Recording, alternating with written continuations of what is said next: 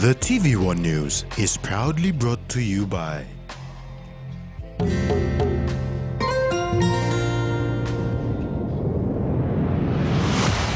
BSP, our bank, our people.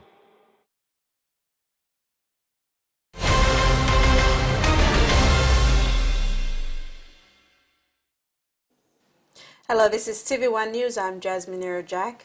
And I'm Maricela Kelaton. Join me later in the Spot segment.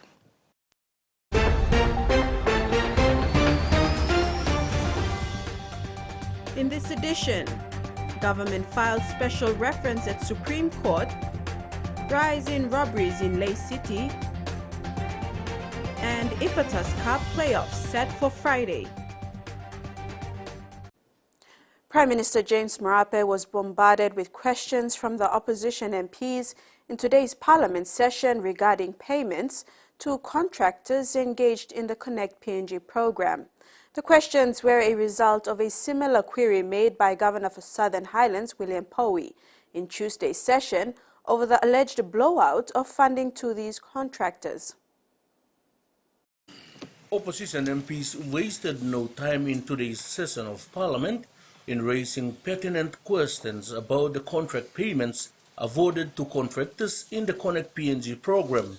Member for Yali Bupangia, Peter O'Neill, began with the questioning, asking Prime Minister James Marape to confirm or deny if there was a blowout of payments to these local contractors. Few contracts that are glaring, Mr. Speaker. Glaring because it has been given to associates of the Prime Minister and, of course, and your associates, Mr. Minister. Can you clearly define how much money has been paid, as I've tabled some of the documents already, but to Ipuen's Constructions? How much money has been paid to Tari Pori Development Corporation? How much money has it been paid to Oceanic Constructions? With several interjections from the government MPs. Member for Yali Bupangia, we have another point of order. Honourable Minister. Is very clear. Rule 145 of standing orders. He can't mention names when he's putting questions on the floor of Parliament. Rule 141 is very clear. He's mentioning names of companies. He can't do that. He should ask only questions. He shouldn't debate the issues. Ask questions, and the minister responsible will answer those questions. The standing order says persons, not companies. That's right. So the good member is misleading you and the House. That's right. It says persons. Doesn't say that. Read it. It's in the standing order. It's in the standing orders. The standing order says persons. It doesn't say companies. Deputy Speaker Connie Igwan had to step in to keep order, allowing O'Neill to continue his questioning. He's just beginning on what is being on, so I'll allow you. The Prime Minister, when finally given the chance to respond, assured Parliament that he has no association with any contractor involved in the Connect PNG program. To Connect PNG, an important program, the country, me one bell of display. Because for so long we have left many of our remote parts of our country unconnected. However, these did not sit well with the opposition, who injected several times, calling on the PM to focus from answering the question. Specific in relation to payments. We've already acknowledged that the Connect PNG is a good program. That's a given. He doesn't need to make a speech. He just simply needs to respond to the question. And so I will assure this House that companies that the member for Yellow Pangia have mentioned has no shareholding interest by James Marape, and I pay special mention to Tari Pori Development Corporation. It's a council company, 51% owned by my councillors, 49% owned by 200 small shareholders of Tari district. They are doing work only in Tari district. Hence up a PNG company who can go and work in Tari district. Ask this honest question. Can you go and work in Tari district? And so let's ask this question in the context of distribution of work that is happening. Some of these contractors operate in far remote corners of this country where Former governments giving contracts valued hundreds of millions in city. These city contractors cannot go and work in the remote areas. Meantime, the Private Business Committee met today to deliberate on the motion of no confidence submitted by the opposition on Tuesday. They will make their position known in Thursday's session. Freddie Mo, TVWAN News. MP for Hirikoyari Keith Iduhu questioned the legality of the Connect PNG program and asked Prime Minister James Marape to confirm or deny whether there is a trust account created and a task force to control the funds earmarked for the flagship program. Section 6. MP for Irikoyari Kit Iduhu has clarified that there are two legislations that underpin the Connect PNG program. Speaking in Parliament today, Iduhu pointed out that the Road Maintenance Act and the Implementation and Funding Act are the two legislations that govern the implementation of the program. He further clarified that under the legislations, a trust fund must be established to allow the 5.6% funds from the national budget quarantined in the trust fund. There is a fund that is supposed to be set up, a trust fund, Connect PNG Development Trust Fund, Section 6. Under that legislation also, therefore, the multi-year financing program is to happen in such a way that 5.6% of the annual budget is to be underpinned and quarantined in that fund for the program to be implemented. Iduhu asked Prime Minister James Marape if such a trust fund was established since the inception of the program. If that trust fund has been established, and if the Road Fund Board is the authority managing this trust fund, because that is the contemplation of the law. Mr. Speaker, the IFMS printouts tell us that the implementation of the program has been done outside of the intent and purposes of the Connect PNG legislation, and therefore are highly illegal. However, the Prime Minister said such programs do not need trust funds because funding comes from an operational fund from the budget. Trust fund, whether it's established, that is something we'll inform you. But every year, for instance, this year, the March talked about 350 million kina transferred to Works Department. It is a live financial year we in transaction, money warranted, drawn to the implementing agency, paid to bills that is on the table, spread to bills that is on the table. And there is no need to utilize trust facility in an operational year. Works Department has trust accounts. Works Department has trust account facility. And I will get the Minister of Works to deliver a statement. We'll get Finance Minister to call for an audit. Every one of you welcome to participate in this audit that will take place. Thank you. Freddie Mo, TVWAN News. Prime Minister James Marape says the action taken by the Attorney General this morning to file a special reference at the Supreme Court is a result of a resolution reached during the Pangu Party convention on Sunday. He said the team is seeking clarification on Section 145 of the Constitution, specifically on the invitation for parties to form government.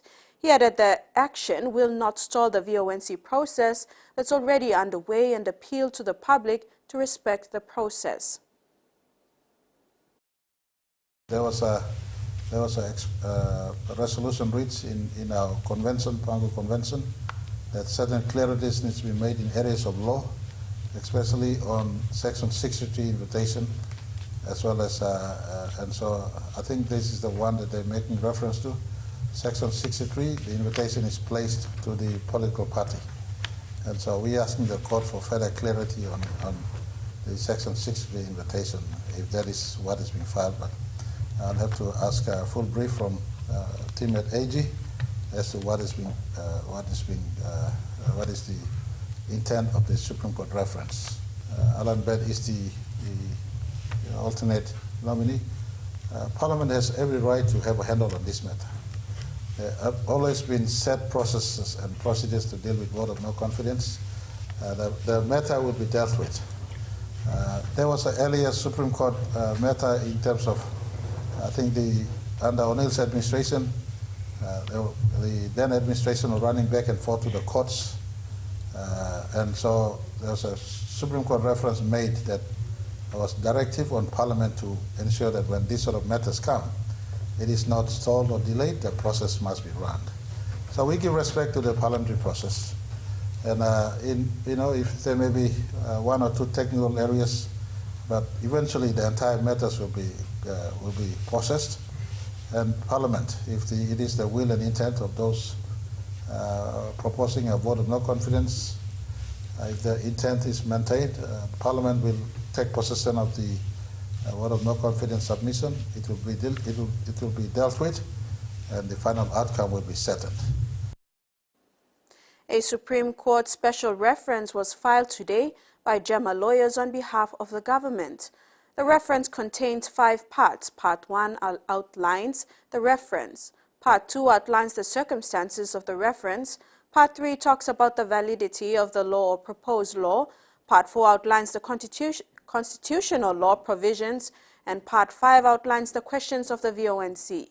JEMA lawyers, through a letter dated 14th of February 2024, requested for an urgent date and time for this special reference to be heard by the Supreme Court today. Meanwhile, the VONC tendered by the opposition in Parliament Tuesday was looked at today by the Private Business Committee to determine whether or not they can place the VONC motion before Thursday's Parliament. The record of interview of the 7 police officers allegedly charged with killing 18-year-old student Kimoli Dagobe has not yet been conducted by the arresting officer.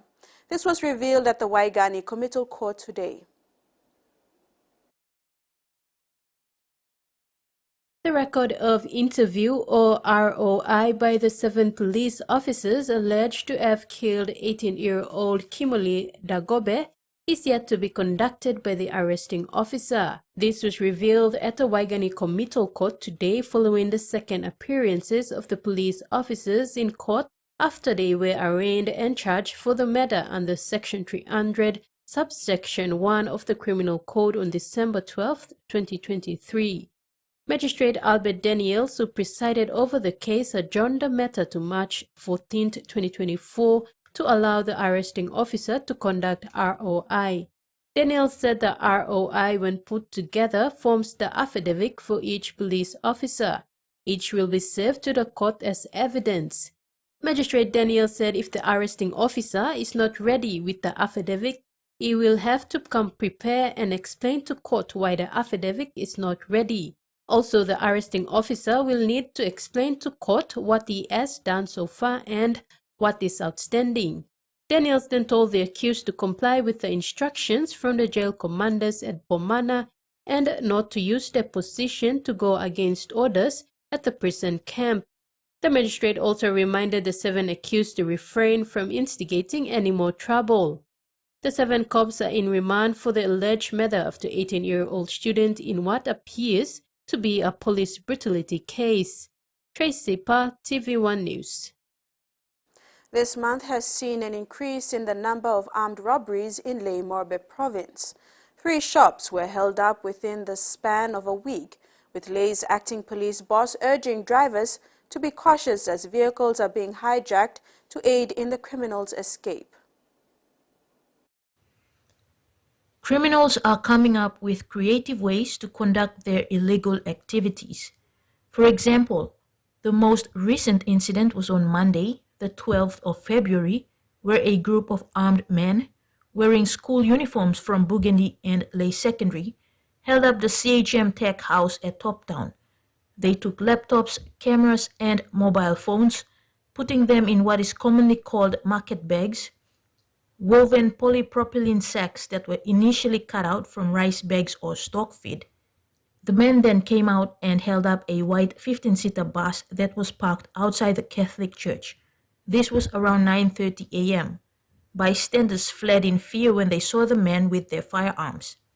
A few days before that, on Saturday, the 10th of February, between 3 and 3:30 p.m., a group of armed men made off with a substantial amount of money from the Puma fuel station at Snack Bar. Ley Acting Metropolitan Superintendent Senior Inspector James Luan said the group, numbering 7 or 8 suspects, used a stolen Toyota Harrier as their getaway vehicle.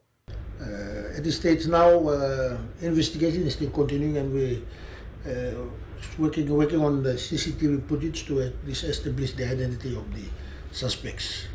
For the CHM robbery, at least 3 suspects have been identified. We have another incident that happened at break and enter stealing, and after the break and enter stealing, there was a murder, same incident as murder that happened there, where a group of men, about 40, or group of men or group of youths, about 40 to 50, went to East Taraka, a settlement just next to East Taraka, went in there, held up a store, the owner of the store, and just stole everything in the store. Just ransacked the store and stole all the store goods. And whilst on their way out, the community there retaliated and tried to, fight with them or stop them or this and that. That's where it resulted in one of the youth or young men was shot dead by that group of suspects. And then the suspects retaliated, and then the community, the incident where that happened, the community retaliated again on Friday again. And on Friday they retaliated, and then there was a second death again. Luan outlined that most times sedans and 15-seater buses are stolen to aid criminals. Kamila Guare, TVWAN News, Leh. You're watching TVWAN News. We'll be right back after the break.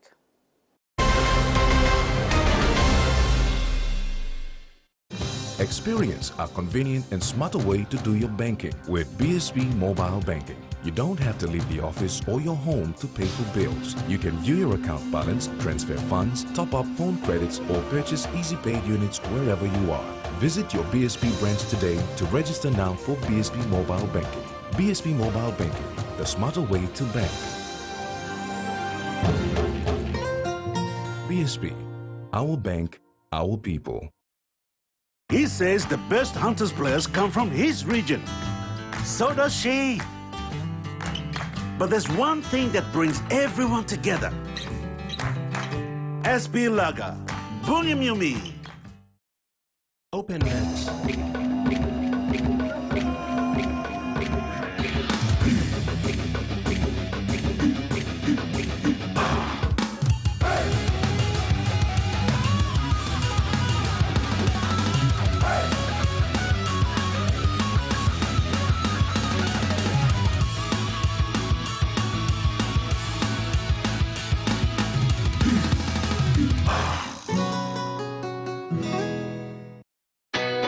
A true champion is measured by their courage, their determination, and their passion to never give up and to always keep trying.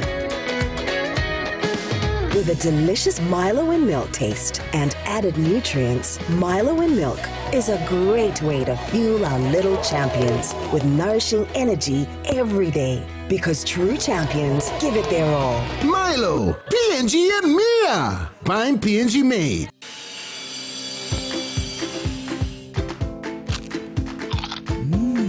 Right across the nation, we eat snacks crackers.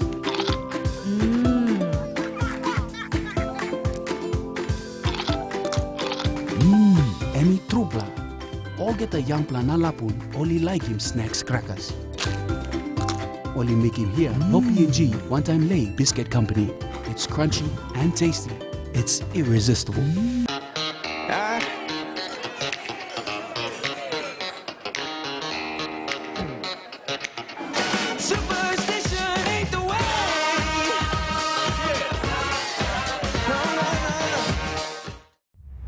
After a series of tragedies, Buffalo Airways is gearing up for a comeback. Got your seatbelt on? Get ready for aviation drama. My head's gonna explode now. You proved to me that your accusations are right. Icy challenges. And thrilling rides. Not right, we're going around. Props are gonna be flying everywhere. This is not good. Don't miss the excitement in the skies. Here we go. Everybody's ready? Ice Pilots NWT. An all-new season, coming soon on Outdoor. The martial arts have been practiced for centuries. Forged out of an ancient Asian world of mayhem and intimidation. But in fact, they're all about self-defense, discipline, and honor. This is XMA, the world of extreme martial arts. Watch Extreme Martial Arts, only on... Welcome back. Bukbilong Pikinini celebrates Valentine's Day with a profound demonstration of love through education. The early childhood education programs witness remarkable success as children as young as 3 achieve literacy milestones. Donatella's inspiring journey from avid reader to confident learner underscores the transformative impact of BBP's structured literacy approach. With corporate support enabling free access to programs, BBP calls for broader community backing to meet increasing demand. Through quality teaching and parental engagement, BBP empowers children to become lifelong readers and learners, shaping a brighter future for Papua New Guinea's youth. The Papua New Guinea Christian Professional Network, Inc. denounces same-sex marriage, branding it as sinful and criminal. In a press conference today, CEO Samuel Ray and Operations Manager Isaiah Ano emphasized the organization's stance against such unions. They have distanced themselves from the Catholic Church's position and reaffirmed their commitment to traditional Christian teachings, urging repentance and realignment with biblical principles. The PNG CPN calls for awareness of existing laws and rejects any endorsement of same-sex marriage, asserting the importance of preserving the sanctity of marriage according to Christian and cultural values. Same-sex marriage. So that's the purpose of this media conference, and would like to make it clear on here that we are not together with that view. That view that the Catholic Church has raised is according to their own doctrine and according to their own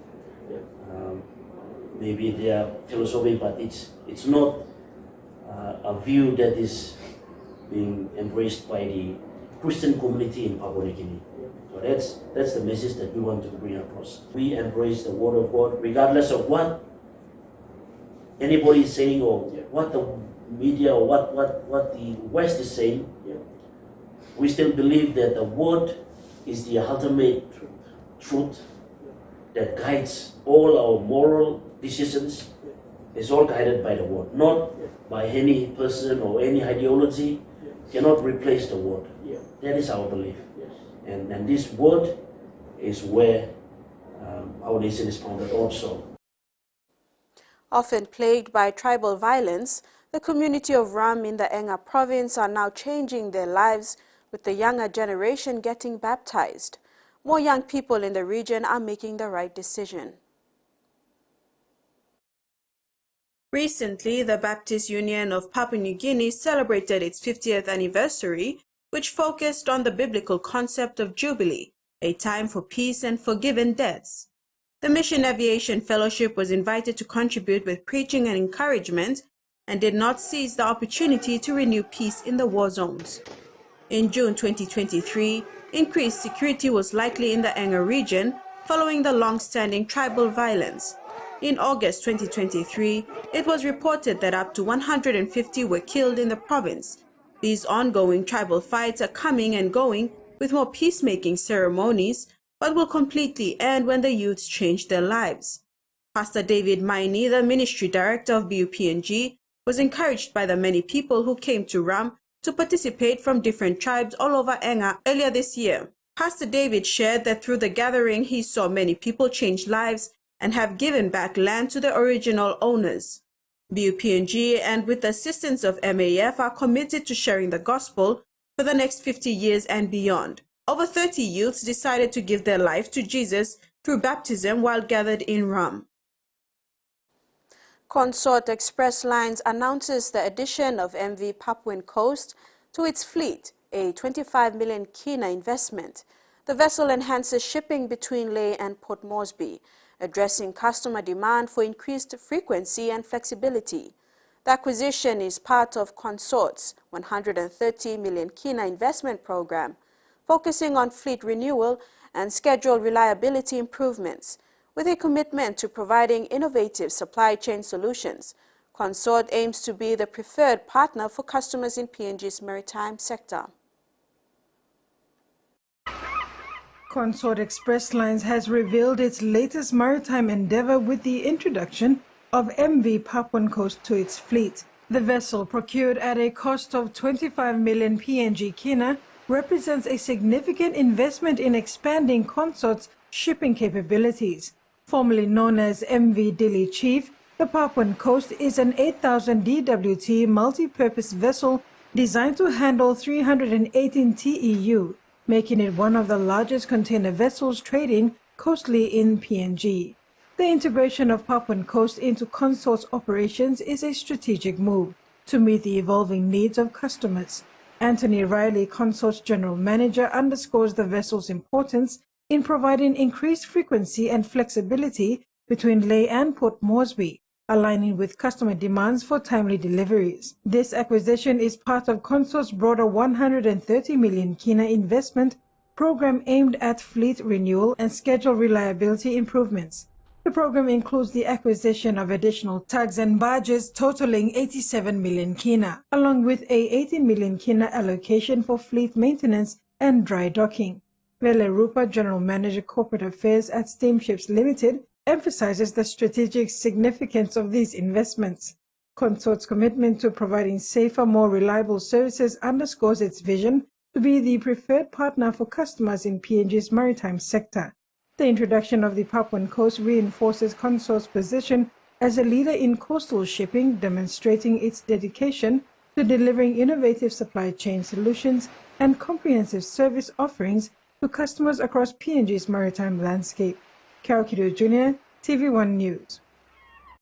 And now the finance news. The kina closed unchanged at $0.2666 US in the interbank market. At Bank South Pacific, our kina was buying $0.2591 US, $0.3987 Australian dollars, $0.2344 euro, and 38.74 Japanese yen. Looking at commodity prices at New York close, cocoa, copra, crude oil, and copper closed higher. The rest closed the day lower. And on the stock market, the Dow Jones closed lower, ASX closed lower, and all ordinaries closed lower as well. TV1 News continues after the break with regional news.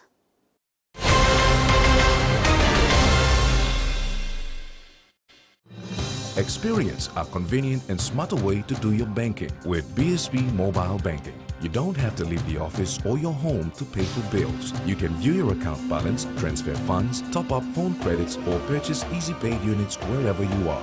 Visit your BSB branch today to register now for BSB Mobile Banking. BSB Mobile Banking, the smarter way to bank. BSB, our bank, our people. Hiya, Mama. You wait then, but me add him special flavor. Put in more flavor, put in more taste. Magical cuddle, get up and big smile on face. Time for give chicken a great kumu too. Sip, sip, the moo, yes, magic on you. Maggi, the taste PNG loves. Number One Super wants members Super to last as long as possible in retirement. With Number One Super's retirement savings account, you get regular payments while the balance remains invested and continues to grow, helping your super savings last longer. It's like still getting paid, even when you stopped working. Number One's retirement savings account.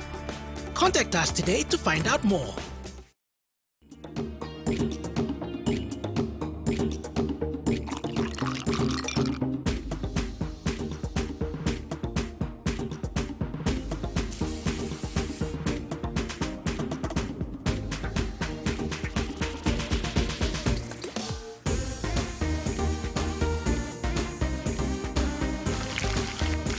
More clean, more sweet.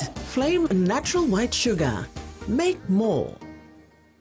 Attention rice lovers! We are giving away 300,000 kina worth of scale school money. 1,000 kina could be yours. With 300 winners and 4 fortnightly draws, your chances are higher than ever. Buy any 1 kg to 20 kg scale or ori rice, cut out the grown for PNG stamp, put it in an envelope with your name, contact details, and drop it in an entry box at selected outlets. Promotion ends March 29, 2024. Hurry and win big with scale and ori rice. Follow us on social media for more details. Terms and conditions apply. It's the law of the jungle out here. It's the only law that matters. It'll be you versus him. And that is not a fight you are designed to win. Dad, please be careful. We're gonna make it home. Don't you move. Beast.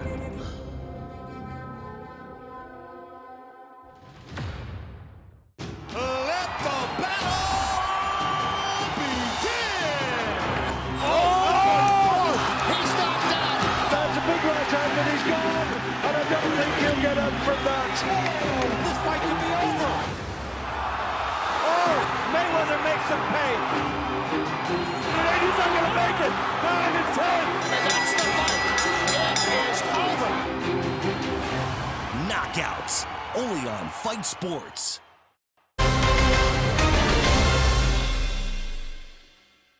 And we're back. The Solomon Islands ruling party has pledged to strike a pragmatic balance between stronger ties with China and its relations with traditional partners such as Australia if it wins re-election in April. Prime Minister Manasseh Sogavare has taken a pro-Beijing stance since returning to power in 2019. He has then severed diplomatic ties with Taiwan to align with Beijing, and in 2022 he signed a security pact with China that drew concerns from Western countries about Beijing's growing military footprint in the region. The ruling Ownership, Unity and Responsibility Party said it would seek to benefit from the opportunities offered by Chinese Belt and Road Initiative, but also Australian infrastructure funding. The deadly storms which swept across Victoria, 220,000 homes remain without power, and crews are working to try and restore electricity within the next 36 hours. That 50% of these homes have had power restored, but there are still a lot of trees down on roads, a lot of branches, a lot of trees have fallen on power lines.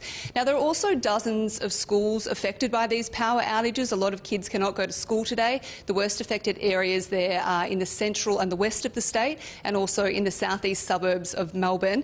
There was also mobile telecommunication towers that have been affected, and there were some people yesterday who struggled to call 000. And when I asked about that today, the Commissioner said that they are aware of that and they are working on that. But that is also something to be aware of, that some people are actually struggling to make calls, and especially to emergency services. Now, in terms of when this power is going to be back on for those hundreds of thousands of people that are waiting, the Premier says that they're working really hard to clear the roads. There is significant damage statewide caused by those storms, and much of it is localised damage, which is why your power may be out. And I think if you can look out the window or walk out the front door and see that trees are down across roads, trees are down and impacting on power lines, that's probably why the power is out and why the teams are out there undertaking the rapid assessments to get the power reconnected. The Australian energy market operator, AEMO, said that in the next 36 hours they are expecting a lot more power to come back on, but this is something that could take days, if not weeks, until all this power has been restored to these homes. And in the meantime, the Premier says they'll work on getting generators and also support to those people who need it. 3 candidates are not new faces in Indonesian politics. One has been running in presidential elections for the past 15 years. In the world's largest single-day election, Indonesians will vote for the president and vice president, as well as parliamentary and local representatives. The country's 580 parliamentary seats will be contested by 18 political parties. About half of Indonesia's roughly 205 million registered voters are under 40. A presidential candidate needs more than 50% of overall votes and at least 20% of votes in at least 20 provinces to win. If no candidate achieves this, a runoff will be held in June between the two leaders. The new president will take office in October. This Valentine's Day, the Australian War Memorial is sharing the love letters of couples during times of war. Writing a love letter is an age-old tradition, and in wartime, it kept couples together who were separated for months. Thousands of these love stories have been donated here to the Australian War Memorial to be digitised. This Valentine's Day, they're calling for more volunteers to help transcribe these messages remotely. I've been really enjoying reading these letters. They are better than any fiction novel that you'll be picking up because they're human accounts. The personal letters of Malcolm Cashan and Dorothy Williams are just some of thousands.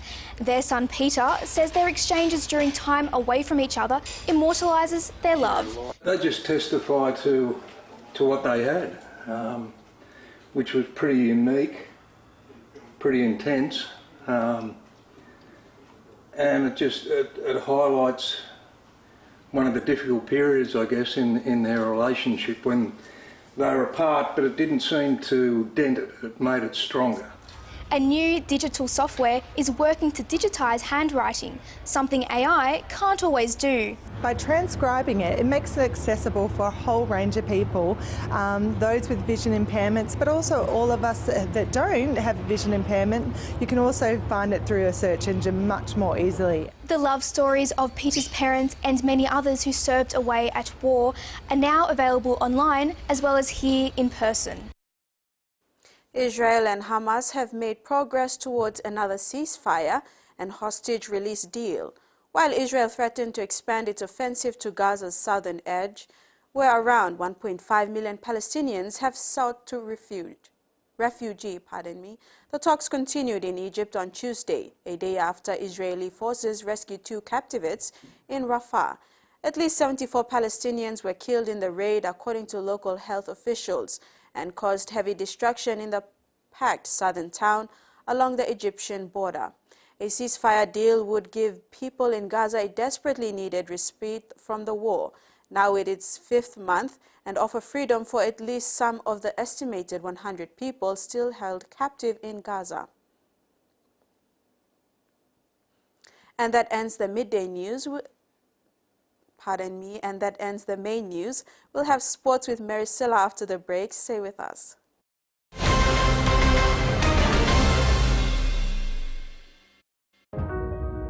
Hardware House is more than just a store. It is where quality meets affordability, where culture is proudly celebrated. Spanning 9 provinces, we pride ourselves in offering top-notch customer support and services. We're more than just a store. We're more than a brand. We are Hardware House.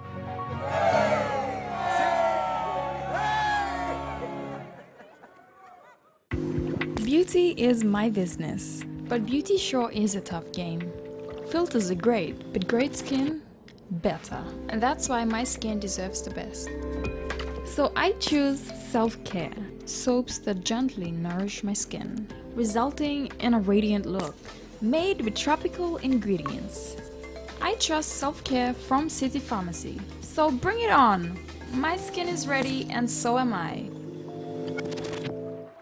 Without a doubt, you care for your loved ones. You want to keep them safe, whoever they may be with, wherever they may be, in the home or facing the world outside. Don't let anything stop you, not even bacteria. Protex helps protect your skin with natural extracts. Boosted with flaxseed oil, Protex helps eliminate 99.9% of bacteria for healthy skin. And with the power of natural goodness, you're ready to play every day. Protex, for the good health of your skin. Hi, I'm Chef Jules Henow, and this is where my true inspiration for cooking started. Like most of us, I learned to cook from my mum. Nothing beats simple recipes where fresh local produce is at the heart, especially when it's a home-cooked meal, prepared and shared with the ones you love. And in PNG, no meal is complete without rice. And my choice is always Trukai. Trukai, true inspiration through generations. Strong like you, smart like me. I hope they don't break. Now surely look his son. This is Relaxo. Strong plus strength. Should I try him on you? No, please. I'll take them. Relaxo. Very strong, lasts long.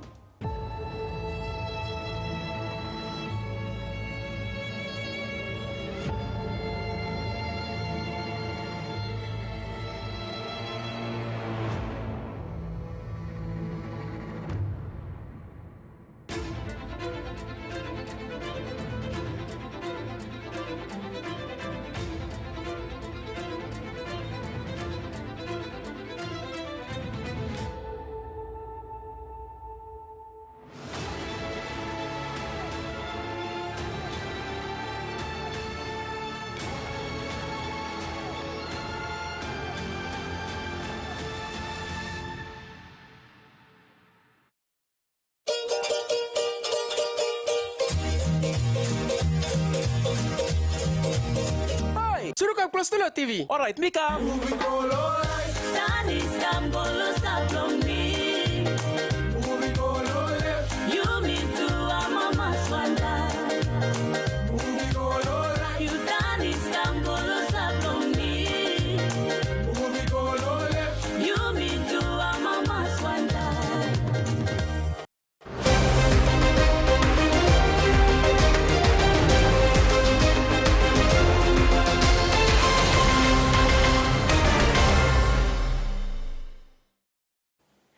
Thanks for staying with us.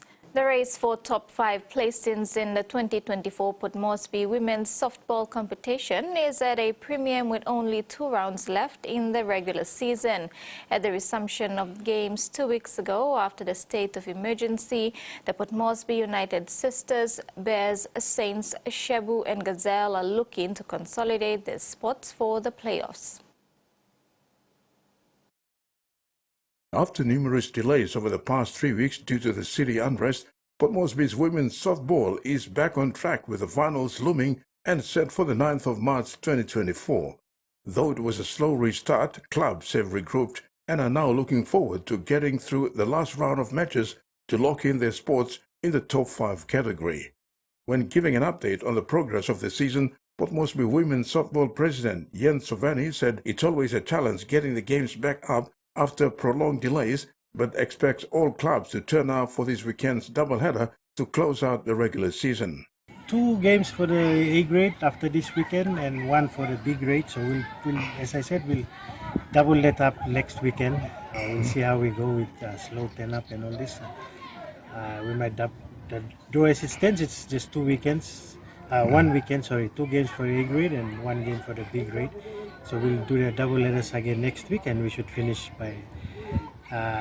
We're looking at 9th March for the grand final, but it might be earlier depending on where we go. Standing at the moment, United Sisters and Bears front runners in the A grade, but US having last week they did not come up, and with the postponed game again, hopefully they'll come back and maintain their spot on the ladder. Saints and Cebu have really stepped up. And Gazelle, of course, is the next running up, and then Stingers and Marinas are slowly, inconsistent at the moment. But the teams that are going ahead in the A grade is United Sisters, Bears, Saints, Cebu, and Gazelle, who are setting the pace. So most likely those 5 will make the finals. B grade, we have Bears, Marinas, Cebu, Gazelle. There's the only 4 teams that are left, so all 4 will make how they stand in the final. It's up to this weekend and next weekend where they finish in the points ladder. The president said despite the challenges, there's a shift in attitude and focus from the teams vying to keep their finals hopes alive. Because we finished the year last year very strongly with some of the teams with a lot of young players, especially in the A grade like Gazelle, Saints, and Cebu all stood up and challenged the big guns in United Sisters and Bears. And now, as I said, it's slow, but we should finish off on a very strong note with the current teams that are playing and the young players who are, once starting to get some training in, they should be able to match the. Yeah. On sponsorship, Sowani commented that though it's been a struggle securing sponsorship, Port Moresby women's softball has been able to sustain its competition through their corporate company Slope Its competition as a major fundraiser event every year. We've struggled to get sponsorship, but we've been lucky over the years to have the corporate competition, which is run as a fundraiser for the association. So we ran 2 corporate comps before we actually came back after COVID and all this. So this year the association executives decided not to charge the clubs any affiliation or player registration, just so that we can bring the clubs back to forming themselves and bringing players. So we've used basically what we've earned from the corporate comps to run this year, especially. Terry Longwood, TV1 Sports. Cricket PNG has appointed new head coaches for the national representative sides, the PNG Barramundis and PNG Lewas. The sport also announced the appointment of its new commercial and public relations manager. Cricket PNG Chief Executive Officer Richard Dunn made the announcements today at the Amini Cricket Park, Port Moresby. New Executive Officer of Cricket PNG Richard Dunn announced Tatenda Taibu as head coach of the PNG Barramundis ahead of the international fixtures. Taibu will be in charge of the team as they look forward to the international trial T20 and one-day international a lead-up to the T20 World Cup in the West Indies. Taibu was also given extra responsibilities to undertake in management and performance divisions as a senior manager of performance. We have appointed, and these people are already working for us, 2 new coaches. Tatenda Taibu is now formally the Barramundis head coach, and he will take on the role also as our senior manager of performance. His role will look across all of the squads from the Barras, Lewas, Cialis, Garramuts, and looking at the talent identification process. Dunn added that Cricket PNG has also appointed David Drew as PNG Lewas head coach. Drew was coaching the PNG Lewas in the side last month's Pacific Cup in New Zealand. Drew will also be playing the role as senior manager of high-performance operations, looking into all support services and overseeing program schedules for the sport. I'd also like just to announce on that front another senior staff member who has started with us back in the 19th of December and already making a lot of good waves. I think we'll put him in front so you can all recognise him. Alan Moromoro, formerly with the SP Hunters, is now our senior manager commercial and PR. So a very, very important role for Alan and for Cricket PNG as we try to move forward into the future. Former SP PNG Hunters commercial manager Alan Moromoro was also named commercial and public relations manager for Cricket PNG. Rex Litter, TV1 Sports. The last round of the NGCB Epatus Cup playoffs is expected to proceed this Friday, with the top teams in the Eastern End to do battle at the Lay Rugby League field. Meanwhile, the 2 top teams from the Western End challenge defending champions Homeland Saints from Mount Hagen and Prum Panthers of Enga are on standby. This weekend, the top 16 teams from Eastern End, comprising Jiwaka, Eastern Highlands and Morbe, will head to the elimination finals to decide who will face Saints and Panthers in the finals next week in Lay. Koi said defending Premier Saints are early favourites to defend the cup this year. Competition manager Koi said due to the upgrading of the Lay Rugby League Oval, there were no games played last week. Oceania Rugby and Moana Pacifica are delighted to announce a strategic partnership aimed at launching a new age grade competition designed to reinvigorate under-20s pathway programs across the Pacific region. The Oceania Rugby Under-20s Challenge will serve as a viable competition pathway opportunity for age grade players across the Pacific to advance into the elite professional environment of Moana Pacifica and Fiji and Drua. In 2024, the competition will feature Fiji, Samoa and Tonga alongside Moana Pacifica Invitational Under-20s team. The partnership vision is intended to include all other Pacific unions with under-19 28th grade programs such as PNG, Cook Islands, Solomon Islands, and the French Polynesian territories in an inclusive approach to also provide these unions with an exciting pathway opportunity. The competition will also serve as a qualifier for Samoa and Tonga for the 2024 World Rugby Under-20 Trophy to be played in Scotland from the 2nd to the 17th of July. The winner between the two Pacific foes in round 2 will advance as Oceania's representative. Moana Pacifica will proudly host the tournament at North Harbour in Auckland on Tuesday, 27th February. The second round starts on Saturday, 2nd March, culminating with the final on Wednesday, 6th March. The competition not only highlights the talent and passion for rugby in the Oceania region, but also provides a platform for young players to shine on an international stage. The Oceania Rugby Challenge aims to foster growth, development, and camaraderie among the participating nations, while also promoting the sport in the region. General Manager of Oceania Rugby, Frank Pulatua, said the unique blend of athleticism, creativity, and cultural pride promises to showcase our region's top rugby talent in a traditional hub of Pacifica communities, the city of Auckland. General Manager of Oceania Rugby, Frank Pulatua, said this unique blend of athleticism, creativity, and cultural pride promises to showcase our region's top rugby talent in a traditional hub for Pacific communities, the city of Auckland.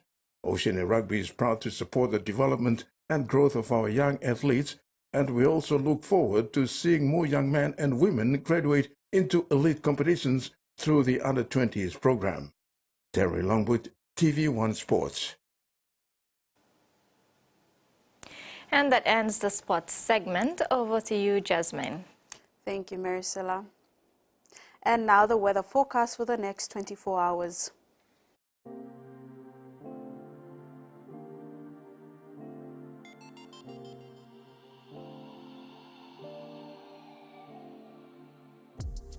Regional forecast. Southern, isolated showers and thunderstorms becoming scattered over western sector, but mostly cloudy with chances of brief showers. Momase, scattered showers and isolated thunderstorms. Lae, cloudy with possible few showers. New Guinea Islands, scattered showers and isolated thunderstorms. Kokopo, Rabaul and Kimbe, partly cloudy with brief showers. Highlands, scattered showers and isolated thunderstorms, with some areas of patchy rain. Goroka, Bans and Kundiawa, partly cloudy, with some showers and possible thunderstorm. Ocean forecast. Coral Sea, seas moderate with patches of rough over western sector, with west to northwest winds reaching 25 to 33 knots over western sector. Bismarck Sea, seas slight to moderate with northwest winds of 10 to 20 knots.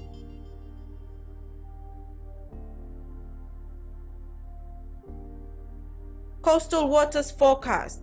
Waters of Finchefin through Vitia Strait to Siasi, Long Islands. Waters of West New Britain to East New Britain to New Island. Seas 1 to 2 meters rising to 2.5 meters along warning areas. Waters of Bougainville, seas 1 to 2 meters. And that ends TV1 News. Pleasant viewing. Bye now.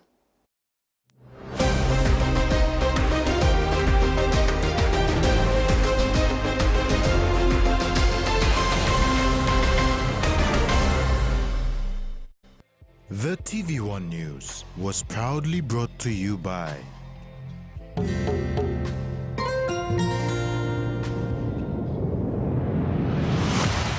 BSP, our bank, our people.